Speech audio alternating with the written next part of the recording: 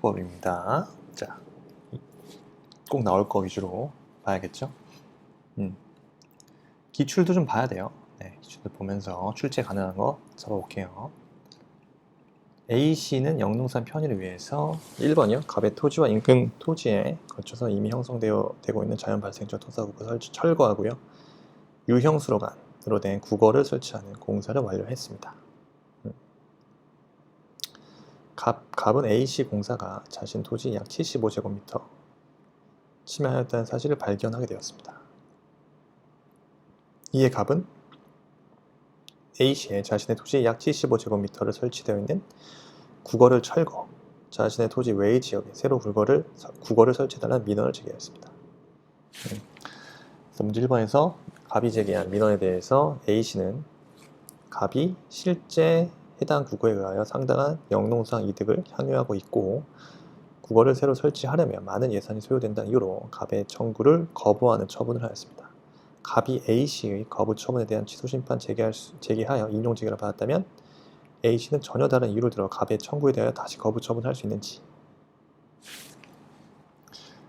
지금 1번 같은 경우는 자 갑이 A씨 민원 거부 처분에 대한 취소심판 제기에서 인용 재결을 받은 경우에 A씨가 전혀 다른 이유를 들어 갑의 청구에 대해 거부 처분하는 것, 재결의 기성용에 반하는지 여부가 문제되죠. 전혀 다른 이유를 들어. 그럼 재결의 기속력에 쟁점을 쓰면 되죠. 재결의 기속력 범위, 내용, 그죠? 결론은 재결의 기속력에 반하지 않죠. 왜냐면 갑이 인용 재결을 받았다 할지라도 A씨가 전혀 다른 이유를 들어서 갑의 청구에 따라 거부 처분하는 것은 자 재결의 기속력에 반하지 않습니다. 그죠? 기속력 범위 문제 잘 쓰면 돼요. 객관적 범위. 그죠? 기속력은 자 재결의 주문 및 그 전제가 된 요건 사실의 인정과 판단에만 미치고, 그죠? 이와 직접 관계가 없는 다른 처분에 대해서는 미치지 않기 때문에 그렇죠. 그렇습니다. 문제 2번이요. 갑이 민원 제기와는 별도로 A씨에 대해서 해당 토지에 설치되어 있는 국어의 철거와 새로운 국어 설치를 요구하는 의무이행 심판을 하였다면 갑이 제기한 행정심판의 대상 적격과 청구인 적격.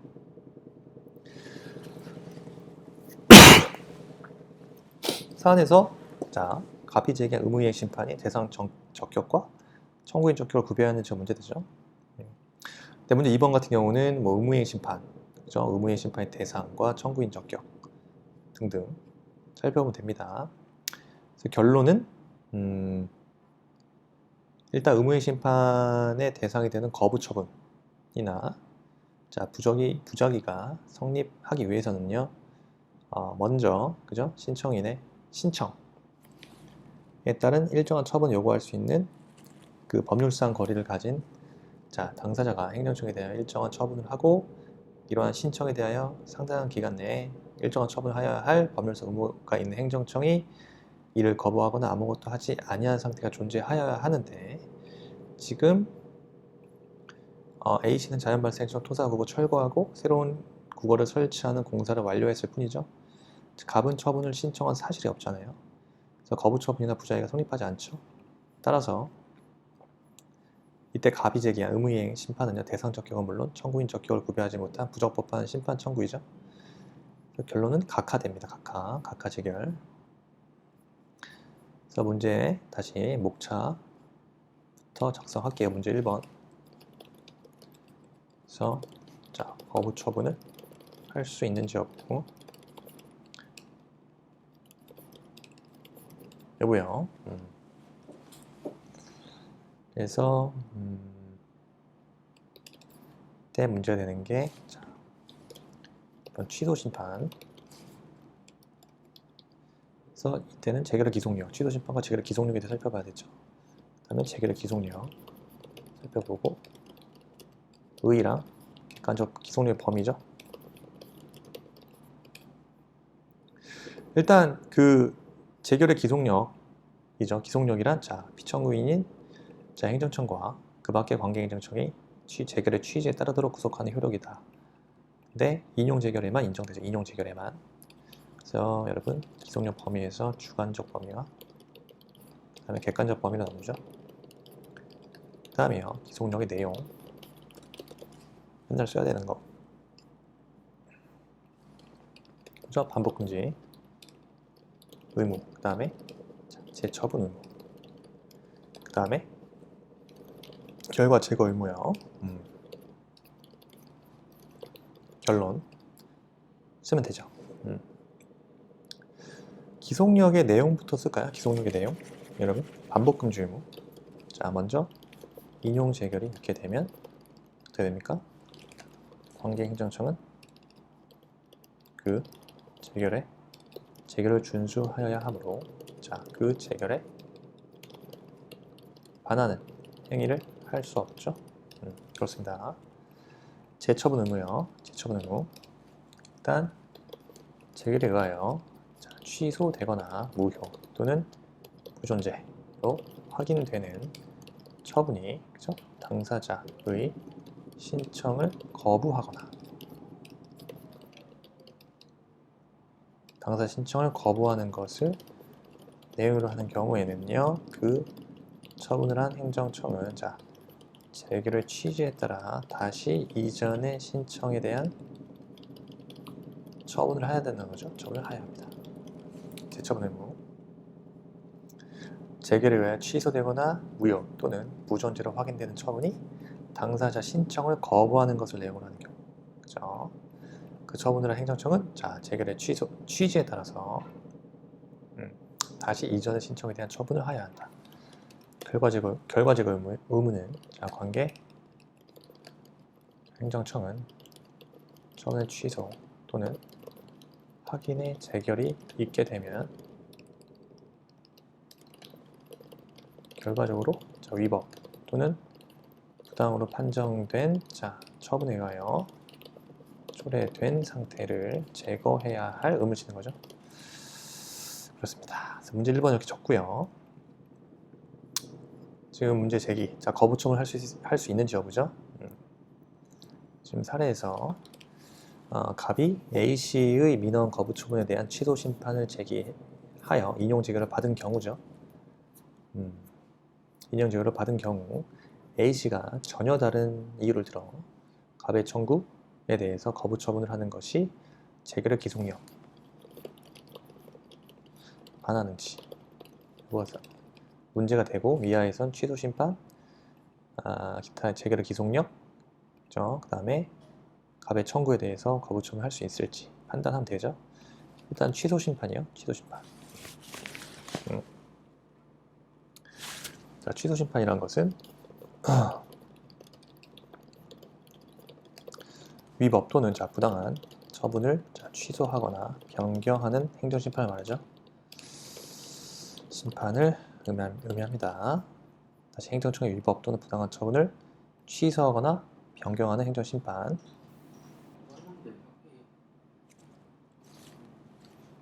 화이팅! 자, 재결의 기속력이요. 자, 기속력이란 피청구인인 행정청과 그 밖의 행정청이 재결의 취지에 따르도록 구속하는 효력을 말하고요. 인용 재결에만 인정됩니다. 인용 재결에만 인정돼요. 자, 기속력 범위요. 주관적, 객관적. 자, 주관적 범위요. 자, 기속력은 피청구인인 자, 행정청뿐만 아니라 널리 그 밖의 관계 행정청에도 미치죠. 미친다. 예, 미치겠네요. 정말 시험이 얼마 안 남아서.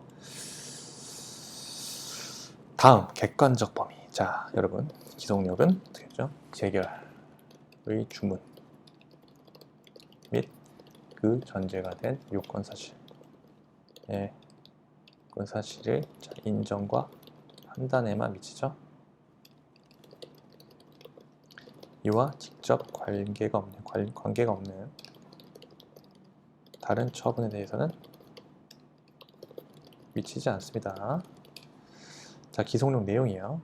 자, 반복금지 의무, 재처분 의무, 결과제거 의무가 있죠. 반복금지 의무. 다시 인용 재결이 있게 되면 자, 관계행정청은 재결을 준수하여야 하므로 어떻게 돼요? 재결에 반하는 행위를 할 수 없죠. 재처분 의무요. 재결에 의하여 취소되거나 자, 무효 또는 부존재로 확인되는 처분이 당사자의 신청을 거부하는 것을 내용으로 하는 경우 그 처분을 한 행정청은요, 재결의 취지에 따라 다시 이전의 신청에 대한 처분을 하여야 합니다. 그렇죠? 그 다음 결과 제거 의무요. 관계행정청은 처분의 취소나 확인의 재결이 있게 되면 결과적으로 위법 또는 부당으로 판정된 처분에 의하여 초래된 상태를 제거해야 될 의무가 있죠. 그 사안에서 자, 말씀드린 대로 재결의 그 기속력은요, 재결의 주문 및 그 전제가 된 요건 사실의 인정에 대한 판단, 인정과 판단에만 미친다고 했죠. 사례에서 갑이 인용 재결을 받았다 할지라도 A씨가 전혀 다른 이유를 들어 갑의 청구에 따라 거부 처분을 하는 것은 재결의 기속력에 반하지 않습니다. 그래서 따라서 A씨는 갑의 청구에 대하여 거부 처분을 갖습니다. 그렇고요. 다음 2번 문제. 그렇죠? 대상 적격과 청구인 적격이죠. 그래서 과 청구인 적격의 적법 여부. 문제의 소재요. 사례에서 갑이 제기한 그 의무이행 심판이 자 대상 적격과 청구인 적격을 구비하였는지가 문제되죠. 그럼 뭐가 검토돼야 되냐? 이하에서 의무이행 심판, 그 다음에 의무이행 심판 살펴보고, 그 다음에 의무이행 심판 대상 적격 살펴봐야겠죠? 의무이행 심판의 대상, 그 다음 의무이행 심판의 청구인 적격.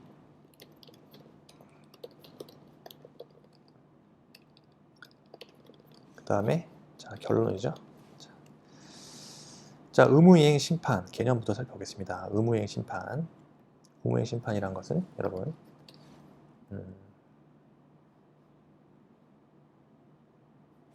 일단 당사자의 신청이 있죠. 신청에 대한 행정청의 뭐예요? 위법 또는 부당한 거부 처분이나 부작위에 대하여 일정한 처분을 하도록 하는 행정심판을 말합니다. 그렇죠? 의무이행 심판.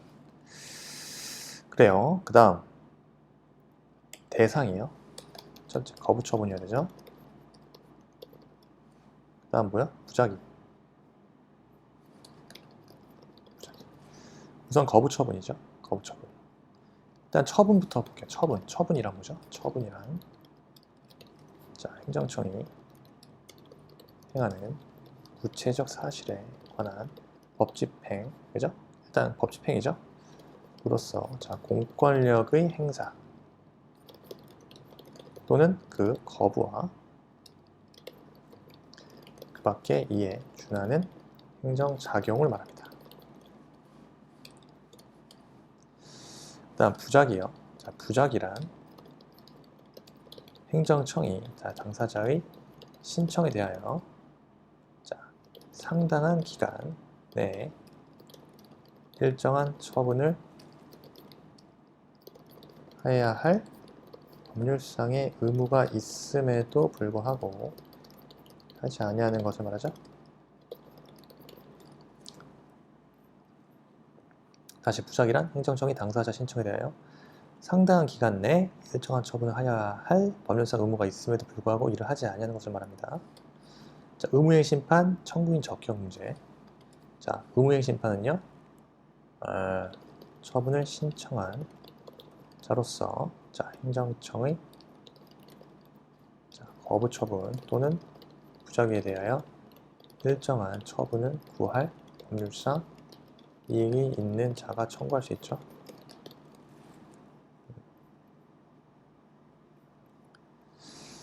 그쵸? 청구인 적격.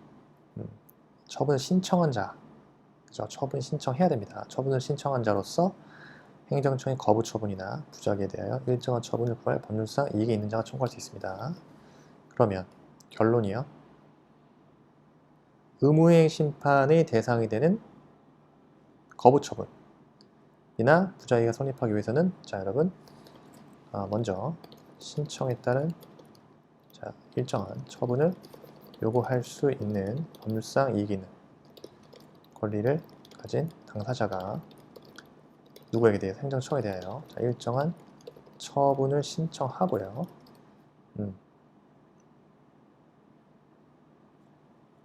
이러한 신청에 대해서 먼저 신청을 하고 이러한 신청에 대하여 행정청이 상당한 기간 내에 일정한 처분을 하여야 할 법률상 의무가 있는 행정청이 이를 거부하거나 이를 아무것도 하지 아니하는 상태가 존재해야 되죠. 이런 게 중요해요. 이런 게 중요합니다. 사례에서요. 지금 A씨는 자연 발생적 토사 국거를 철거하고요. 새로운 국거를 설치하는 공사를 완료하였을 뿐이죠. 뿐이고 갑은 처분을 신청한 사실이 없죠. 없으므로 당연히 거부 처분이나 부작위가 성립할 수 없다. 따라서 갑이 제기한 의무이행 심판 어떻게 됩니까? 대상 적격은 물론 청구인 적격을 구비하지 못한 부적법한 심판 청구에 해당하다. 이므로 행정심판위원회는 각하 재결을 하여야 할 것이다. 그렇습니다. 그래서 이 사례 봤고요. 의무이행 심판에 대해서 포인트는 그 청구인 적격이죠. 처분을 신청한 자가 행정청의 거부 처분 또는 부적에 대해서 일정한 처분을 구할 법률상 이익이 있는 자가 청구할 수 있는데 의무이행 심판의 대상이 되는 거부 처분이나 부작위가 성립하기 위해서는 먼저 신청에 따른 일정한 처분을 요구할 수 있는 법률상 권리를 가진 자가 행정청에 대해서 일정한 처분을 하고요. 이러한 신청에 대해서 상당한 기간 내에 일정한 처분을 하여야 할 법률상 의무가 있는 행정청이 거부 처분하거나 아무것도 하지 아니하는 상태가 존재해야 되거든요. 그렇죠. 이 사안에서는 갑이 처분을 신청한 사실이 없기 때문에 당연히 그 행정청의 거부 처분이나 부작위가 성립하지 않죠. 그렇습니다. 그렇죠? 지금 거부 처분만 맞네요. 제가 거부 처분에 대한 개념을 정리 안 했네요. 거부 처분. 어쨌든 처분이랑 행정청이 행하는 구체적 사실에 관한 법 집행으로서 공권력 행사 또는 거부와 그 밖에 이에 준하는 행정작용인데 그렇다면 거부 처분이라고 하기 위해서는요. 신청한 행위가 공권력의 행사 또는 이에 준하는 행정작용일 것이죠. 그 다음 거부 처분 거부 행위가 신청인의 법률 관계에 영향을 미쳐야겠죠. 그 다음 신청에 대한 법규상 또는 조리상 신청권이 있을 것이죠. 그렇습니다. 거부 처분이라고 하기 위해서는 신청한 행위가 공권력의 행사 또는 이에 준하는 행정작용이어야 되죠. 둘째, 거부 행위가 신청인의 법률관계에 영향을 미쳐야 되고요. 신청에 대한 법규상 또는 조리상 신청권이 있을 것의 요건을 갖춰야만 합니다. 됐습니다.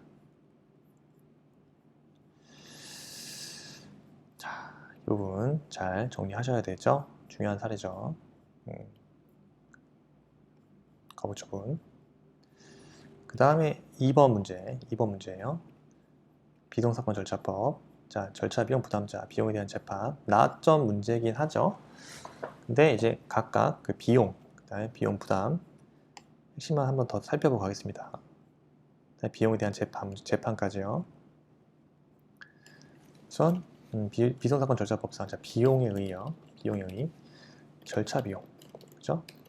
절차 비용이란 여러분 비송사건의 개시부터 종료에 이르기까지, 그죠? 투입된 모든 비용을 말합니다. 재판 전 수처와 재판의 고지 비용을 말합니다. 그래서 절차 비용이란 비송사건 개시부터 종료에 이르기까지 투입된 모든 비용으로서 재판 전의 절차와 재판의 고지 비용을 말합니다. 비용의 부담자요. 원칙. 자,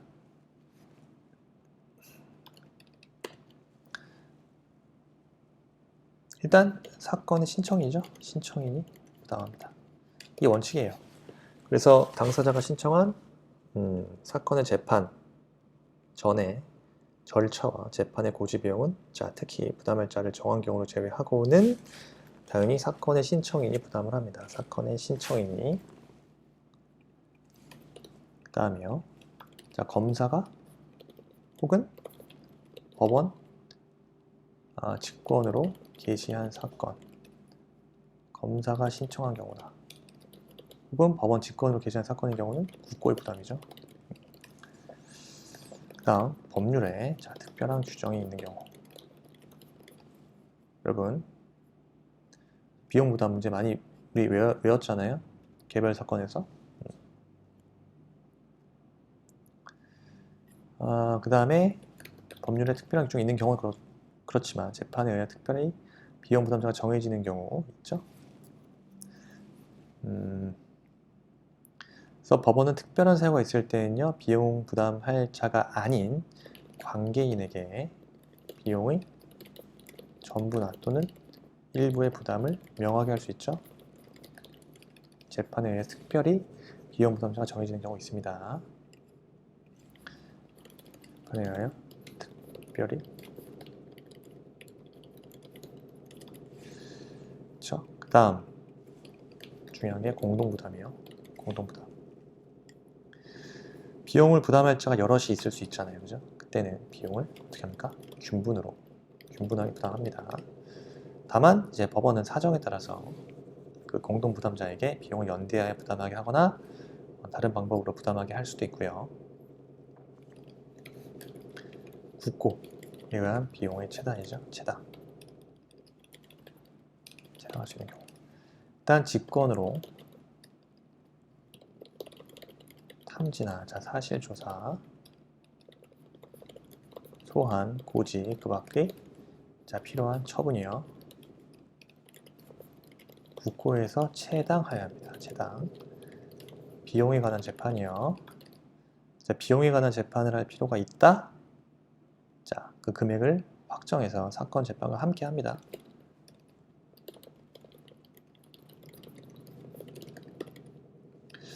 또 인정할 때는요, 그 금액을 확정하여 사건의 재판과 함께 합니다. 자, 볼게요. 지금 다 봤고요. 지금 법률에 특별히 규정이 있는 게 요게 중요한 거죠.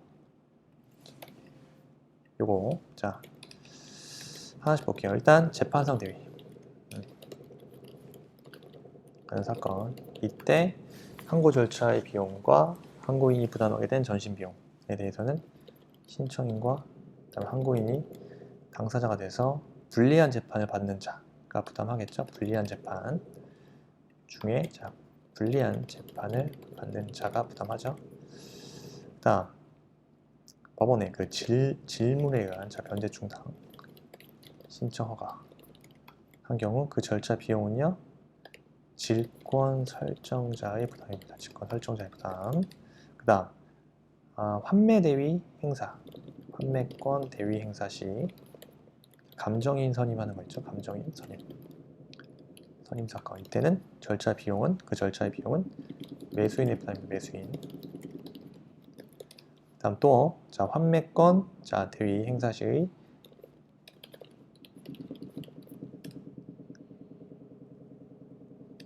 했고요. 다음 회사의 해산 명령 사건이죠. 해산 명령 사건. 이때 관리인의 선임 기타 회사 재산의 보존에 필요한 재판을 한 경우 재판 전 절차, 재판 고지 비용 회사의 부담.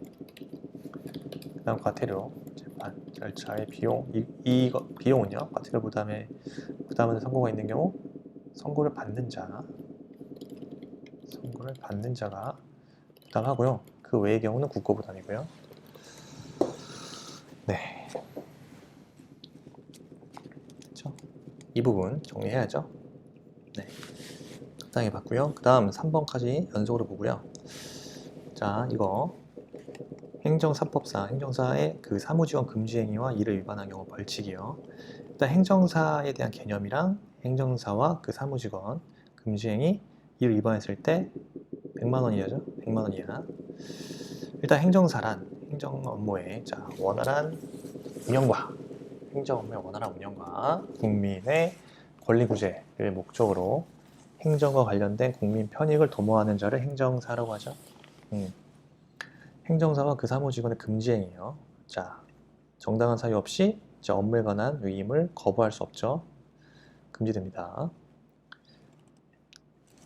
그 다음, 당사자 중 어느 한쪽의 위임을 받아 취급하는 업무에 관하여 이해관계를 달리하는 상대방으로부터 같은 업무를 위임받는 경우 금지되죠.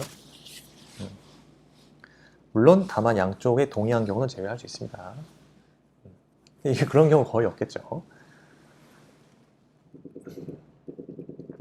그 다음, 행정사의 업무 범위를 벗어나서 타인의 소송이나 그 밖의 권리관계 분쟁 또는 민원사무 처리 과정에 개입하는 행위 못합니다. 행정사 업무를 벗어나는 거죠. 타인의 소송이나 그 밖의 권리관계 분쟁 또는 민원사무 처리 과정에 개입한다? 금지돼요. 행정사 업무의 알선을 어부라는 자를 이용하거나 그 밖의 부당한 방법으로 행정사 업무의 위임을 유치하는 행위 금지됩니다. 이러한 그 행정사와 사무직원이 금지 행위를 위반했다? 100만 원. 다음에 5번으로 갈게요. 자, 비동사건 나온 김에 증거조사 방법, 증거조사. 일단 사실 인정, 그 다음에 증거조사 방법, 사실 인정에 대한 원칙, 여러분 절대적 진실발견주의, 그 다음에 직권탐지주의, 그 다음에 당사자의 처분권은 민사소송과 달리 그죠? 배제되죠? 오로지 법원의 직권으로 행합니다. 법원의 직권으로 행해집니다. 그 다음이요. 입증 책임이요. 그죠? 없죠? 지금 비송사건 절차에서는 증거 제출 책임이라는 의미에서의 주관적 입증 책임 발생하지 않습니다. 증거조사의 특징이요. 증거조사를 여러분 그 지방법원 판사에게 촉탁할 수 있습니다. 촉탁할 수 있어요. 다음이요. 자, 사실 인정 방법 하나씩 확인해 보죠. 자, 비송사건 절차법은요.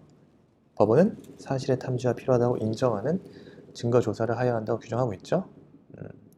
사실 인정 방법으로는요. 사실의 탐지와 증거조사를 들 수 있습니다. 네.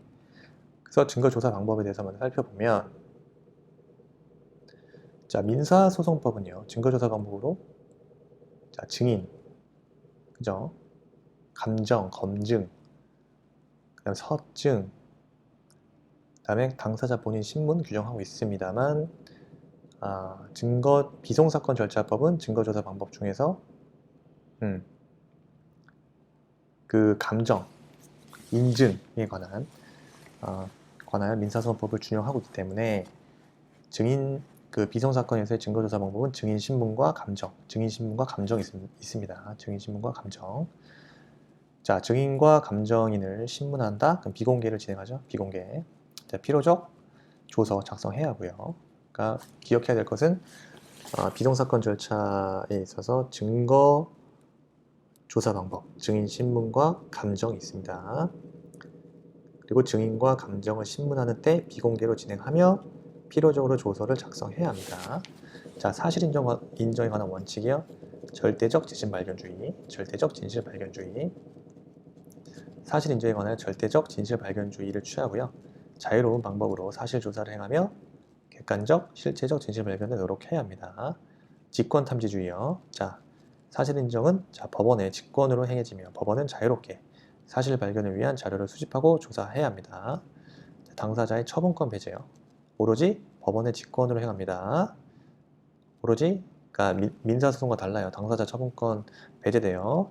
입증 책임은 없습니다. 주관이 입증 책임 발생하지 않고요. 증거조사 특칙, 자 증거조사를 다른 지방법원 판사에게 촉탁할 수 있다. 그거죠. 6번 하나에서 비송사건 절차법 나온 김에 재판 방식과 고지까지 한번 더 볼게요. 재판의 방식과 고지요. 일단 비송사건에서 이런 목차, 서술, 비송사건이란 한 줄 써줘야죠. 이란 블라블라 사건 관계의 형성, 그죠? 형성, 변경, 소멸에 관해서 법원이 무슨 입장? 후견적인 입장에서 관여하는 사건을 비송사건이라고 하죠. 재판의 방식과 그다음에 재판의 고지. 그랬으면 되겠죠? 자, 비송사건 재판 여러분 어떻게 하죠? 재판은 결정으로서 한다 그랬죠? 그 다음에요. 재판에는 재판의 취지를 명기하거나 법률에 특별한 규정이 없는 한 반드시 이유의 기재를 요하는 것은 아니죠. 반드시 이유의 기재를 요하진 않습니다. 재판의 원본에는요. 자, 판사가 서명 날인하죠.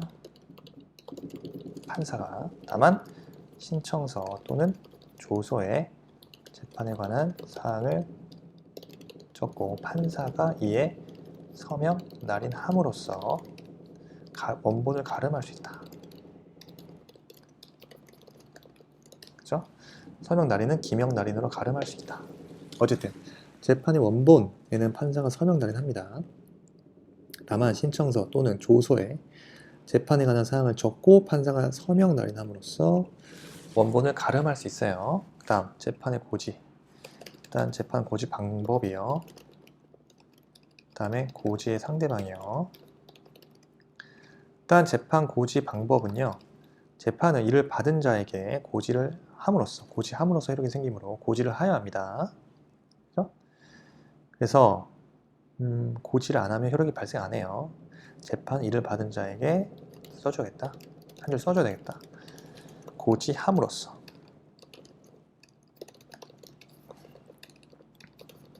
효력이 발생합니다. 고지를 하여야 한다. 그래서 비송사건 절차법은 고지 방식 자유 원칙을 취하고 있죠. 고지 방식의 자유 원칙, 즉 재판의 고지는 어떻게 하면 된다? 법원이 적당하다고 인정하는 방법으로 한다. 이거죠? 재판 방식, 고지 방식 자유의 원칙을 취하고 있습니다. 그 다음 고지받을 자의 주소나 거소의 불명이다. 그러면 어떻게 돼요? 통상의 방법으로 고지할 수 없죠? 그러면 인사소송법의 규정에 의한 공시송달 방법에 의한다. 주소나 거소가 불명이다? 그러면 통상 방법으로 고지할 수 없다. 민사소송법 규정에 의한 공시송달 방법에 의합니다. 자, 고지 상대방이요. 재판의 고지는 상대방이 누가 돼요? 재판을 받은 자죠. 재판을 받은 자. 재판을 받은 자는요. 재판에 의하여, 그죠? 이 누구예요? 얘 누구일까? 재판에 의하여 자기의 법률 관계에 직접 영향을 받는 자죠. 반드시 신청인과 일치하는 것은 기다 아니다. 반드시 신청인과 일치하는 것은 아닙니다. 됐죠? 네. 이번 1세트 여기까지 하고요. 나머지 세트 제가 5세트 준비하고 있어요. 네. 그래서 나머지 세트들도 영상으로 올리지는 모르겠어요. 영상으로 올릴지 말지. 근데 이제 시험장에는 들고 가야 되잖아요. 그래서 저희가 1세트는 무료로 제공드리면서 나머지 세트와 그 다음에 쇼터데이에서 좀 뭐랄까 중요한 쟁점, 핵심 진짜 이거는 진짜 꼭 외우고 가야 될 거 위주 최대한 정리해서 압축해서 이메일로 보내드립니다. 판매를 딱히 하는 게 아니라 그냥 저희 네이버 카페에 소개에 올라온 계좌 에다가 5,000원, 예, 5,000원만 받고 이제 뿌리는 거죠. 그렇습니다. 일단 뭐 최소한의 수고비 정도고요. 그 다음에 여러분께서 꼭 어쨌든 열심히 하신 만큼 소기의 성과를 내셨으면 좋겠고요. 쇼터디 정말 그동안 한 달 정도 안 된 것 같은데 유튜브를 그냥 우연찮게 시작을 했습니다. 그래서 행정사를 시작으로 쇼터디 플랫폼에서 정말 다양한 이제 시험들이 많아요. 하나하나씩 도장 깨기 형식으로, 도장 깨기 형식으로 수험에 관련된 정보를, 많은 정보를 지금 담으려고 합니다. 그래서 쇼터디 많이 참여해 주시고 아무쪼록 이번 행정사 2차 시험 꼭 합격하시기 바랍니다. 감사합니다.